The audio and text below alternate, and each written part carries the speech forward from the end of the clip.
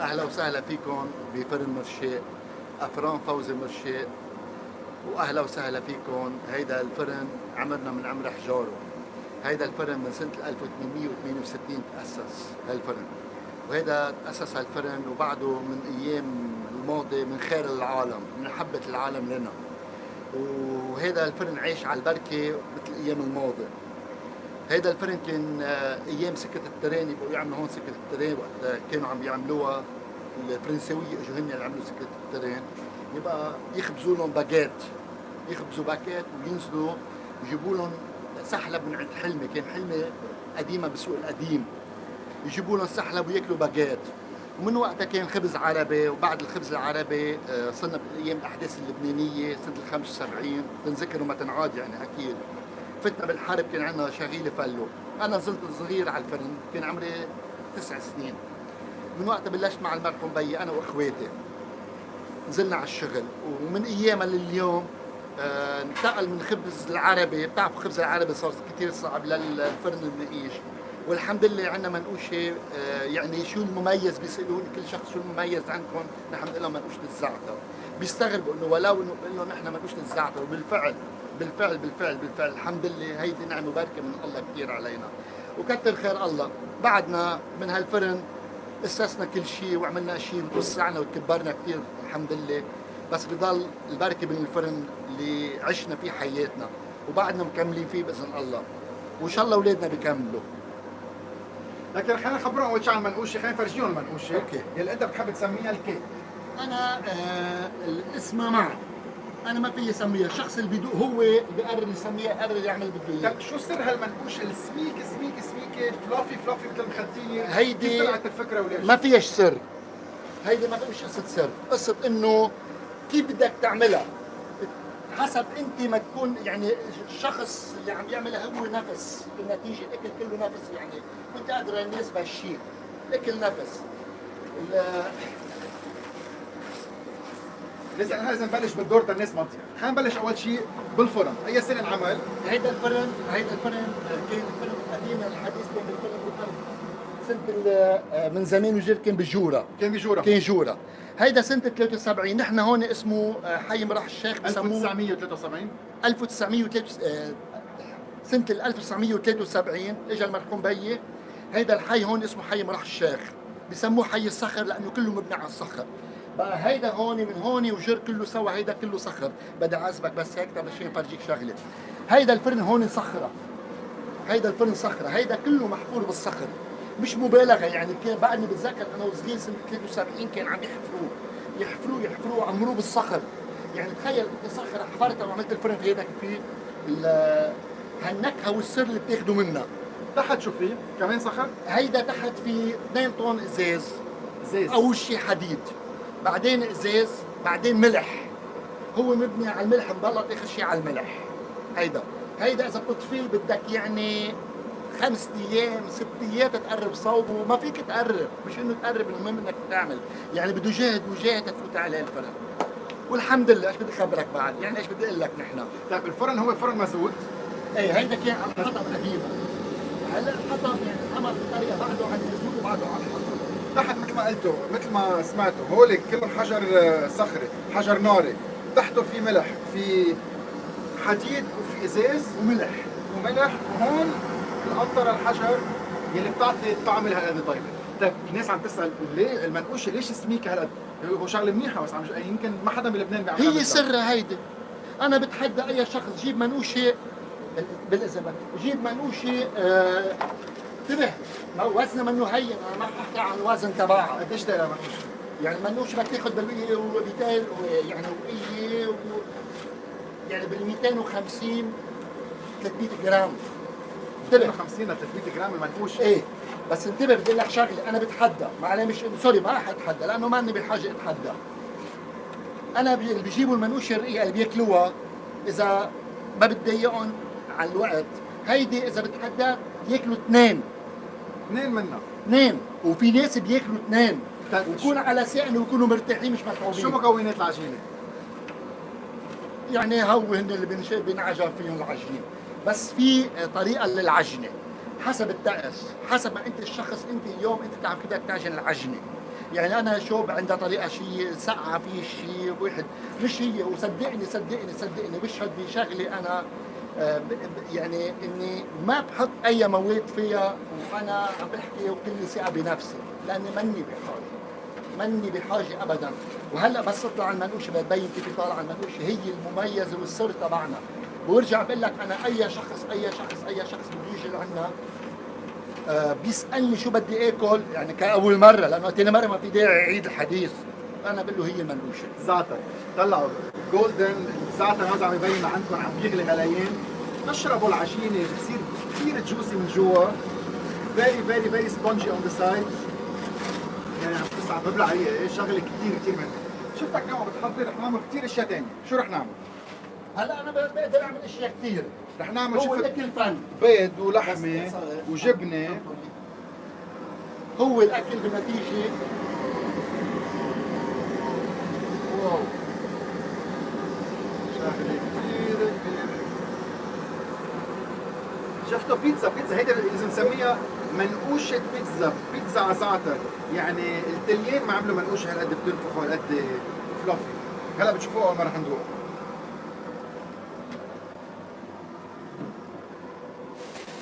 عندك منقوشه مسكره يعني بتعملها مثل السمبوسك الكبيره؟ ليه انطوني العجين فيك تعمل فيه اللي بدك اياه، شو ما بدك بينعمل، بس نحن بنخلي شيء طريقتنا المميزه هي التقليديه. هي فينا نلفها، فينا نعمل اللي بدنا اياه. هلا عفوا فيك تسكر المنقوشه، فيك تطبق، فيك تعمل. برجع بقول لك الاكل فن كيف الفنان اللي بينحط، كيف الفنان اللي احلى شيء حماسك. هي طب ما هيدا عشق، عندك عشق بالشغل تبعك. اذا انت كنت شغله ما بدكش عشقها ما فيك تعيشها. روعه. طيب ما فيك نكست شو نعمل؟ جود مورنينج دوري. خليني اخبركم انا وين. نحن بفرن حجر صخر قنطره صاروا من 1868. يعني عم تتخيلوا من قديش؟ عم نحكي من 150 سنه وشوي. فرن كتير مشهور، كل العالم توصل على البترون بتقول لكم بترون. ايه اكلته منقوشه عن مرشي. شغله كتير كبيره. منقوشه السميكه فيري فلوفي، لدرجه سميكه ولدرجه مرتاحه ولدرجه رافخه انه الزعترات والزيت بفوتوا بقلبها. فساعه اللي بتكتشوها بتعمل الهواء، بتعمل هيك بشكل مش معقول.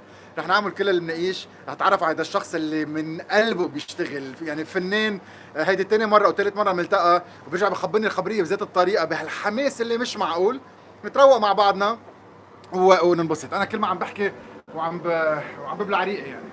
طيب هيدا نوع ثاني اكبر. بنصور شيء نحن عم ندور وكذا. لا انا معك نحن لايف مباشر عم يحضروك من اكثر من 100 بلد بالعالم هلا دغري. هون شو عندك؟ هلا هون هيدا الزعتر بدي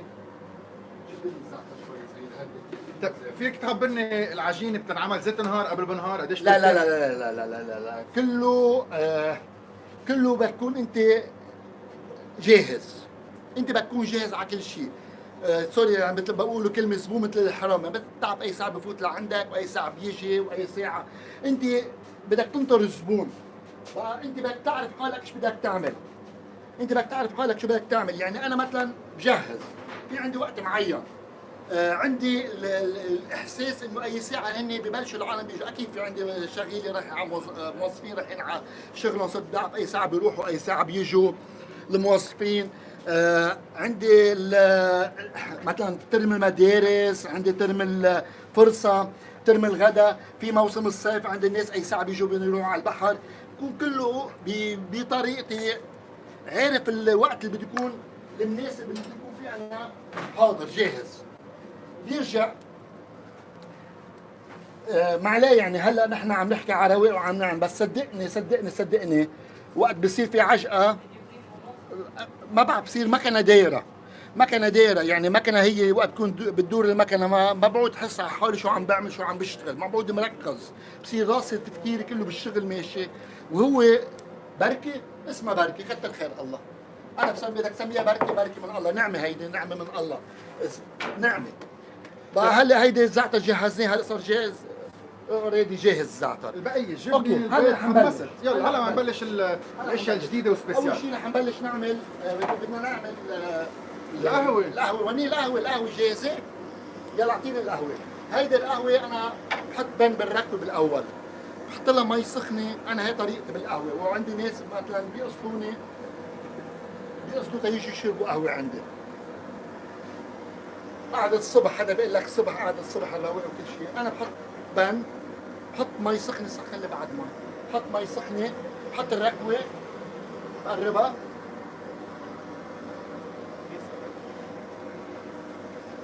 بتحطها دغري حد النار. حد النار دغري ما بنتبه. هلا القهوه هي اول مره بنكون مشرب قهوه بتغلي بالفرن. ما بتكب، مثل كانك حاطها على كانون النار. لأن البلاطة حامي تحت منها بتغلي بس تيجي تشوفها بتفور الماء الركوة ما بتكب، ما بتكب يعني ما بتكب على برا. هلا حنبلش. هلا حنبلش أول شيء نعمل بيض بالفخارة. بيض بالفخارة. رح نبلش بيض بالفخاره، هول كل شيء عم نعمله موجودين على المنيو عندك. الفخاره مسخنه قبل، كانت فاضيه ما كنت عارف، في بقلبها زيت. يلا قرشة وحده بايد وحده، شو حلو شو حلو. شوية ملح شوية بهار. بهار أسود بنكهها، بعطيها النكهة البهار الأسود. نرجع هلا شوي صغيرة. وبتتركها هون وبتفوتها لا لشوي. لا لا لا لا هذا هون السر تبعها.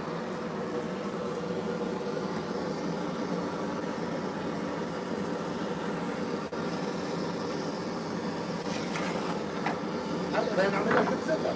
شي رائع رائع رائع رائع. لكن عملنا البيض بس بعد بدنا نعمل لها خبزتها. هات الفرشه وحده عم تطوي تشوفوا قديش سميكه.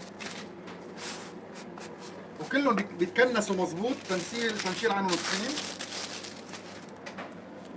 شطة حرة يا شباب، شطة حرة، كشك وين؟ ايه كانت ويت كشك. بدي ادوق هلا وحده. بدنا نعمل لها خبزتها. هلا بدنا نعمل لها خبزتها.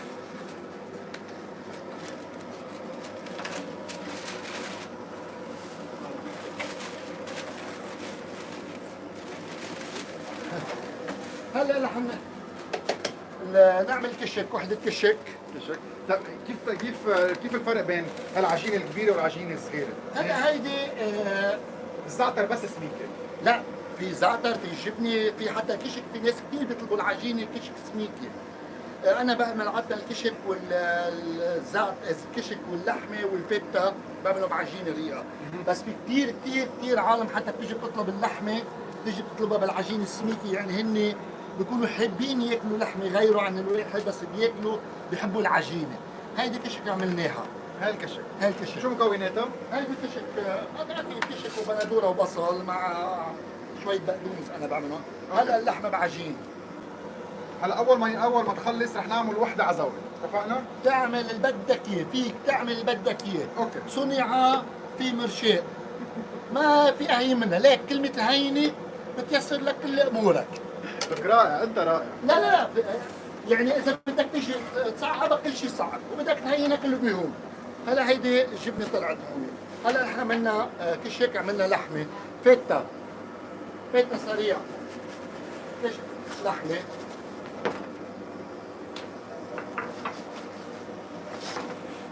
هلا الشخص اللي من برا عم بيشوف بياخذ الامور بالهين، بس انا واثق من حالي او اي شخص انتم بتشتغل اشياء مالها كثير معك.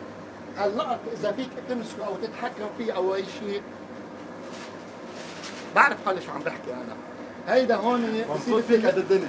بصير لعبه بين ايديك، لعبه بين طيب ايديك. شو عن جد رجع قل لي شو اللي بيعطيك هالحماس وهالنشاط وهالوعي كل يوم توقف قدام النار كل يوم وانت ما تقبل غيرك يوقف هون؟ يا خيي هيدا درس لكل الشبيبه يعني. لا يا خيي لا، ما بدكش درس، هيدا باب رزق، هيدا نحن عايشين منه، الحمد لله توسعنا وتكبرنا منه. ما مش طيب الانسان اذا ما مش يلحق مصلحته شو بده يلحق؟ شو بده يلحق؟ وين بده يلحق؟ سافرت كثير برا ورحت شفت برا كيف اللبنانيين عم يتعذبوا وكيف عم يتبهدلوا، مع انه ان شاء الله ما يهجرونا يعني.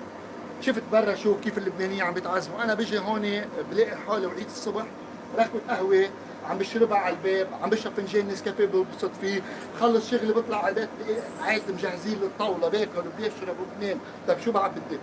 شو بعد ناقصني؟ شو بعد ناقصني؟ ما بعتقد ناقصني شيء الحمد لله يعني، هيدا شغله نعمه. هلا شو قلنا؟ بدنا نعمل جبنه. هلا نعمل جبنه. هلا نعمل جبنه. الياس شويفاتي ثانك يو سو ماتش، ميرسي كثير. يا شباب عم بتحسوا الفايب الموجود هون، عم بتحسوا الحماس. انا وجهي هيك، يعني انا وجهي هيك كل الوقت، وجهي عم بتضحك كل الوقت، بس انا بدي اعطيه حقه ووقته وفرجيكم حماسه. في نسألك قديش عمرك؟ انا انا بالحقيقه عمري بالحقيقه العمر الاصلي ما بعرف، انا بساله قديش عمرك؟ ساعه بقول له 66، ساعه بقول له 67، ساعه بقول له 70. انا بعتت فوق ال 50 55 فوق ال 55.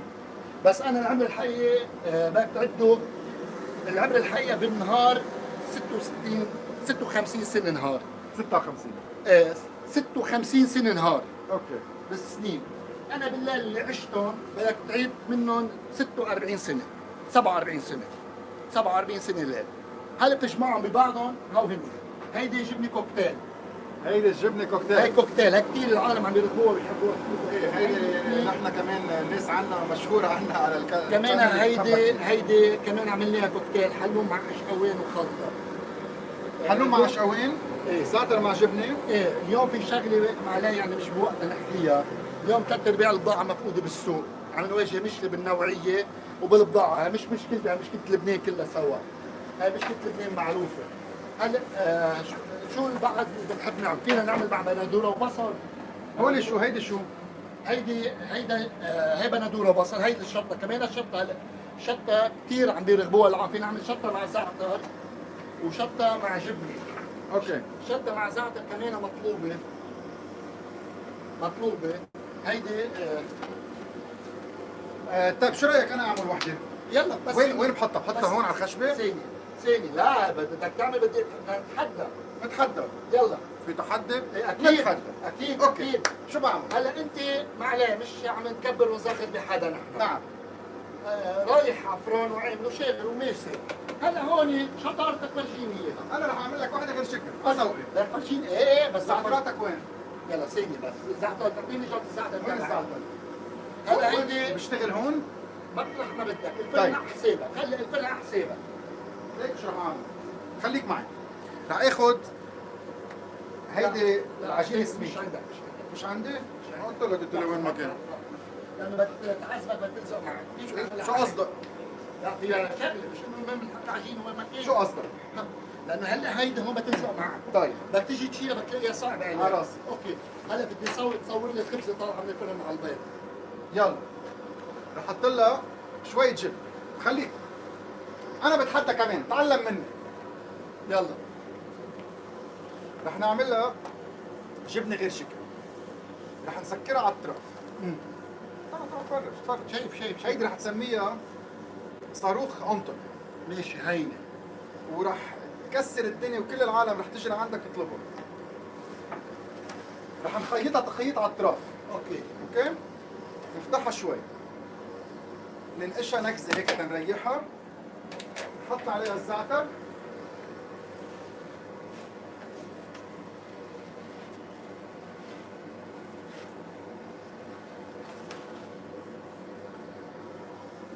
بس على شرط بدك تاكل معي. يلا. اتفقنا؟ وانت بدك تاكل معي كمان. انا باكل معك اكيد.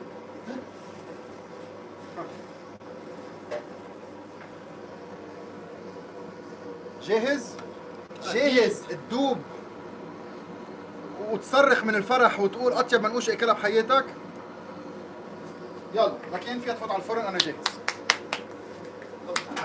يلا خليكم معنا بعد 5 دقائق. منصور رح يحس باحساس ما حسه بكل حياته قاعد بالفرن. شو عجين بايدي.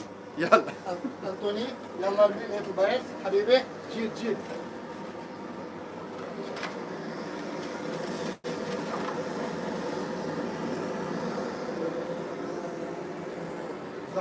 زحت.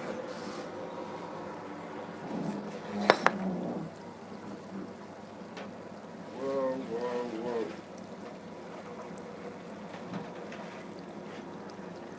شغلة كبيرة.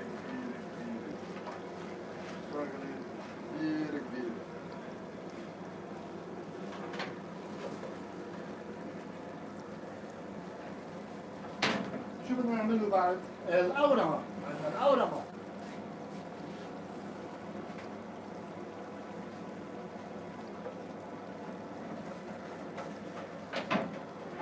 امبارح هي شباب جبنا السجق. جيب في ناس عم بتطالب بسجق وجبنه، عندك اياها؟ اكيد عندنا اياه سجق. انه اجمالا مش اليوم، مش اليوم. ايه عندنا اياه اكيد اكيد، سجق مع جبنه. سجق. هلا عندنا البيض والاورمه. البيض وقوارمه. بنجهز جوزيف الخوري، ثانك يو سو ماتش. طلعوا الفرن قديش حلو. طلعوا وقفتوا القهوه، كيف تعرف انت بدك تشيلها؟ ما هي الان صارت تطلع كلها كانت ما عم تغلي، ما عم تكبها برا ابدا.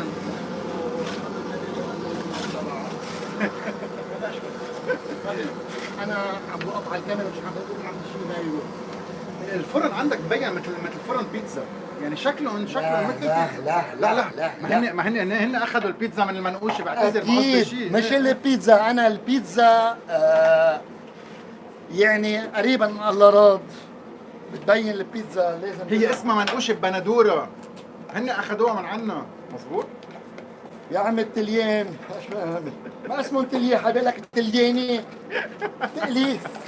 هيدي انا شلت على حدا. قوية قوية انا قوية. شلت على حدا. فهمتوا انا شلت على حدا، خيي انا شلت على حدا. اوكي هلا شو؟ دقيقة، روح هلا شو؟ هلا هيدي البيض واورمه.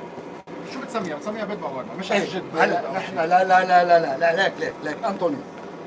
بقدر اعملها مع بيض، بقدر اعملها بيض على الحل. يعني بياخذ العجينة بيكون إيه. طبخها نص طبخة، بقدر اعمل بيض وجبنه. بيطويها على الاطراف. بيض وجبنه، بيض جنبه شوين. ما تقولوا لي انه التليين ما اخذوا البيتزا من عنا وحطوا لها بندوره. بقول لك لك وانت عم تقول لك مش بتطلع منه، طلع مظبوط ركز. انت عم بتقول ما طلع شو عم نك كل الوقت وعم بتفركش. طولهم بعد.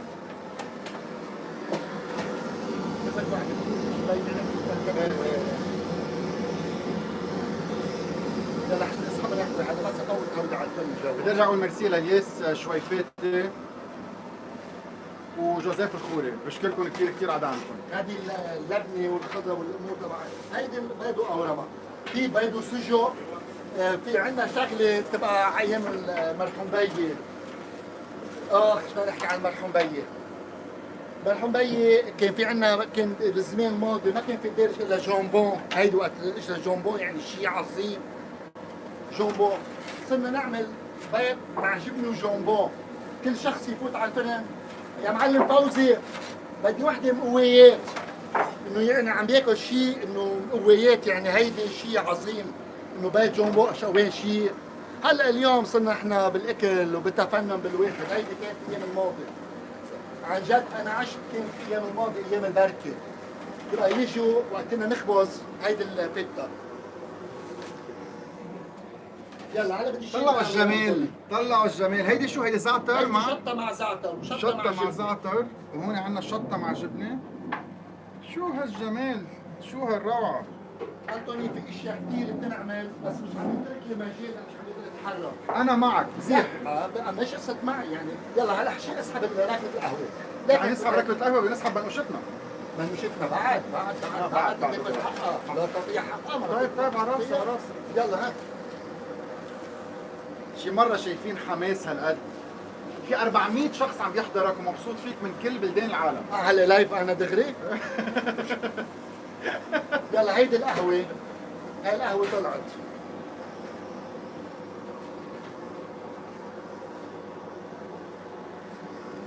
بس ماشي حبيبي. ضروري ناخد صور، ضروري ناخد صور. هول ما بيتروحوا.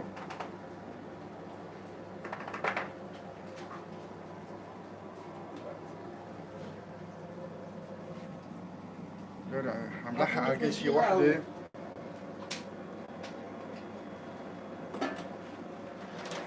شغلة بدي كبيرة. احكي كلمة بس بدي اقولها انه انا هلا عم بتاسف انه عم نشرب القهوة بفناجين كرتون، بخصوص الايام الكورونا ما الكورونا.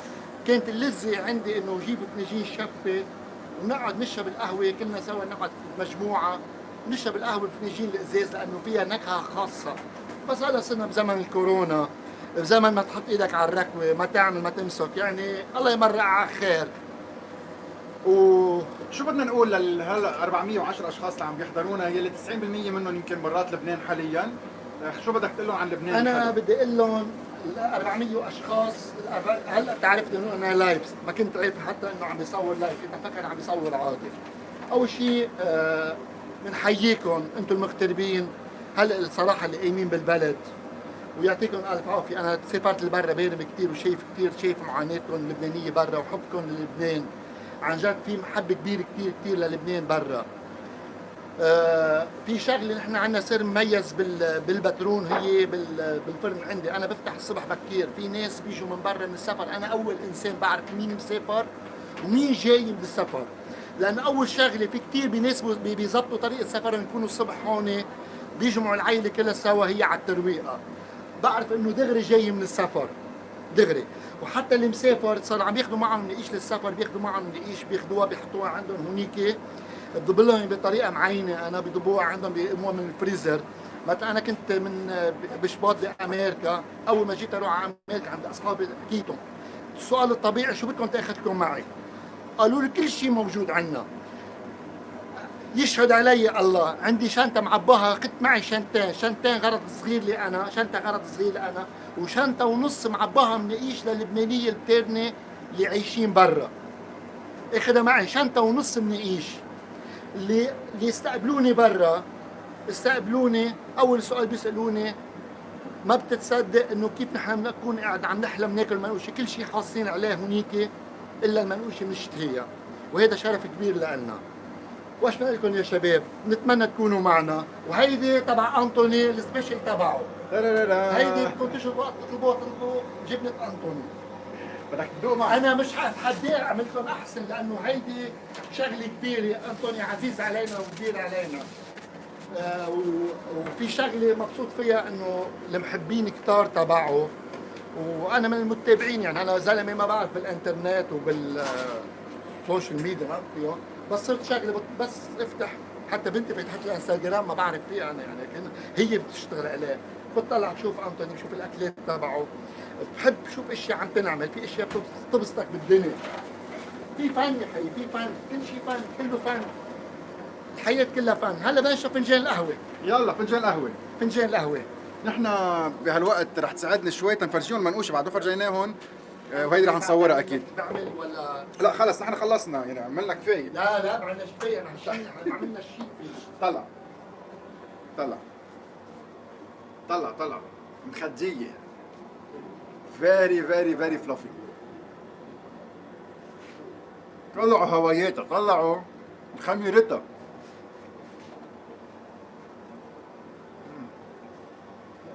حطوا على الطاولة هونيك، جيب زعتراتها الحدية القاسين عن جد بتعبي الراس. نوصل على هاي، أكيد بدها صورة.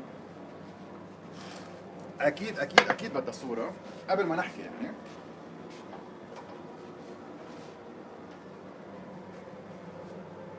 حطوا على الطاولة هونيك. يلا أنا وياك متفقين. ايه أكيد. طلع شو رح يصير؟ اللي رح يصير جوا خلي هاي شبك. للتليان. للتليين هيدي 100%، مثل ما أنا باكل. طلع جبنة دايبة من جوا، منا داقي فيها الزعتر، الزعترات من برا شربنتهم العجينة. خلص يلا، احنا ها. شوي بس يعني ها. ما دهروا حالك. طوطوها هيك طاوية على بعضها. نشوف مين كان شو أكبر دقيقة. كيف فيك؟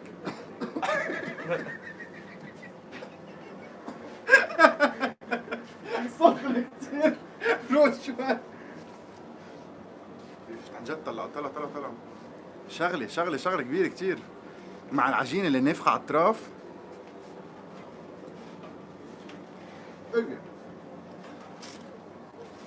أنت بقى تقول لي. أنا بدي هلا أقول لك، أكلت سخنة كثير. أنا بدي أقول لك إنه العجينة عظيمة والجبنة دايبة مظبوط والزعترات توب، والفكرة أن يكون الزعتر وحدهم والجبنة وحدهم تعمل كل الفرق. مش غلط. بلش فيها بس. راح الصبر. لأنه أنا الأكل بيقولوا معلقة، الأكل ذوق والأكل نفس.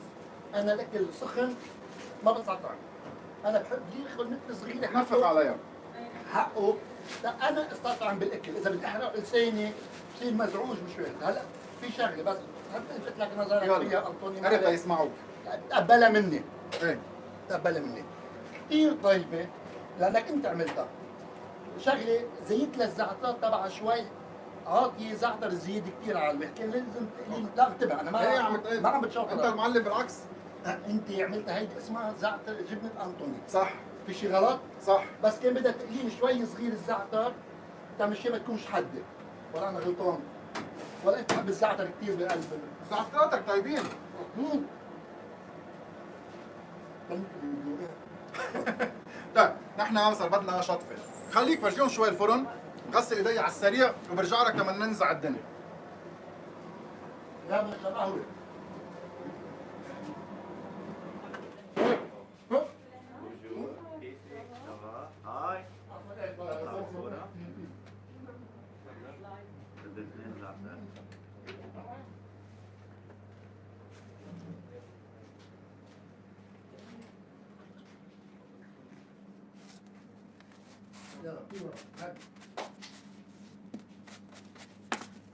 Good morning. جود مورنينج شبابكم تهتموا انتم هون ايه؟ بدنا نقعد نحن نعطي نشوف فنجان القهوه قبل الدنيا كلها. هذا حبيبي هذا يلا اهلا حبيبي. وير باك. مدير بعد ما فرجيناهم القوارمه، بعد ما فرجيناهم الدنيا كلها سوا. ما كنت عم بقرا الكومنتس تبعكم، سو اي هوب يو انجويد ات. اوكي هول هن، هيدا الفرن، هول هن النقيش، هيدي انطوني رائعه رائعه صدقني رائعه ما بتترك طعم، بتتم كثير حلو. رائعه رائعه. لا برجع بعتذر منك على الزعترات هلا حسيت رائعه. ايه مدير حبيبي بدك فنجان قهوه على السريع تمسك لي لك فل؟ لا حبيبي انا ما رضيت اشرح الشغل، قلت لك انا بدك تخلص. هيدي أنا زعتر بعد بصل فرصة. بندورة. توك عن ضيع الشغل عن جد؟ او انا ما انتبهش لك انه اليوم يلا بنجي القهوه شباب. يلا بدنا ندوق القهوة قبل ما نودعهم، تنشوف الفرق بينه وبين قهوة النار الغاز. هاي شفتوها؟ قوارمة وبيض على الوجه، بدها لبنة وزيت زيتون على الطرف. فيك تعمل بدك اياه، فيك تعمل بدك اياه، في كثير بيطلبوها لبنه بيض على الحلو وبنحط لهم نقط لبنه عليها، بس انا ما بقدر اكبر الشوي تبعي. شو ما بدك بينعمل. قلت لك كلمه وقت له الزبون هينه خلصت. هيدا بدها لبنة ضروري. ايه جيب لي لبنه. ما فيهم توم، لبنة عادي. هي لبنة عادي. هيك هاي هيك بيض، قوارمة، خبزة محمصة ولبنة. طب يلا نسكب القهوة. يلا اوه هلا الفن. يا للاسف بفرجين كرتون.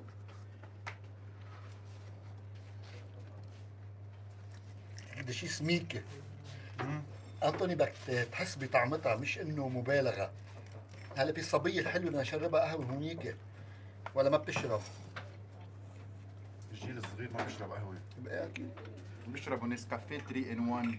هي دخيل اجراك دخيل اجراك. يلا حبيبي كيسك يلا انا وياك كيسك. بنقول لهم تشيرز، بنقول لهم نحن على المرشاه. برجع بذكركم تعالوا تعرفوا على الشخص العظيم اللي بيشتغل من قلبه، اللي بيوقف قدام الفرن والنار من على بكره لعشيه، وحماسك بيعدي. اي والله وجباتي والله نحن الشكر الكبير للعالم. المحل مش لاصحابه، المحل لزبوناته. انا هي دايما بقول لهم المحل للزبون مش لصاحب المحل. المحل مالوش شيء صاحب المحل فيه، عنده بيته اكثر من بيته ما عنده. لما من هيدا ما انعمل البيت، ما انعمل شيء بالدنيا. كتر خير الله. علي قويك. لا، قهوتك حقيقة. عظيمه عظيمه عن عظيمه، جد طيبه، كثير طيبه، صدقني طيبه. ما بتحرق النار من تحت، بتيجي النار وين ما كان، ما فيها تبرغل ما ابدا. بحط الملعقه الحديد بقلبها، انا ما بحط الملعقه، انا بحط البن وبحط المي السخنه وخلصوا. هي رائع. لا انه 450 صاروا، بنقول لهم باي، بنودعهم نشرب قهوتنا وبنقول لهم لا بالعكس بنقول لكم اهلا وسهلا فيكم. نحن ما بنقول كلمه الباي، الباي هيدي يعني بس نشوفكم. بنقول لكم اهلا وسهلا فيكم ويعطيكم الف عافيه والله يقويكم كلكم سوا. مثل ما نحن عم نتعب بشغلنا انتم اكيد عم تتعبوا بشغلكم. وللمغتربين يشوا لنا محل يقطعوا عنا. يلا انا قويك باي.